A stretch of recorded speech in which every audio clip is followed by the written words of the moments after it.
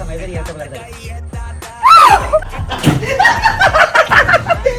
കാറ്റടിച്ച് മാങ്ങ എങ്ങനെയാ പോകും. ആ നിൽക്കുന്ന രണ്ട് മാങ്ങ അറിയാൻ പറ്റാതെ എറിഞ്ഞു വീഴ്ത്താൻ പറ്റാത്തവരാണ് ഇരട്ട പിള്ളേരെന്ന് പറഞ്ഞ് നടക്കണം. ഇരട്ട പിള്ളേർക്ക് മാങ്ങാണ്ടി ആവശ്യം. ഒരു ചലഞ്ച് ചേർത്താ ഞാൻ. ഈ നിൽക്കുന്ന ആ രണ്ട് മാങ്ങ രണ്ട് ഏരിയക്കുള്ളിൽ വീഴ്ത്തയാണെങ്കിൽ എറിഞ്ഞ് വീഴ്ത്തയാണെങ്കിൽ അടുത്ത വർഷം നീ ഇതേ സമയത്ത് ഇരട്ട പിള്ളേർ ഞാൻ വേറെ ഉദ്ദേശിച്ചിട്ടുണ്ട്.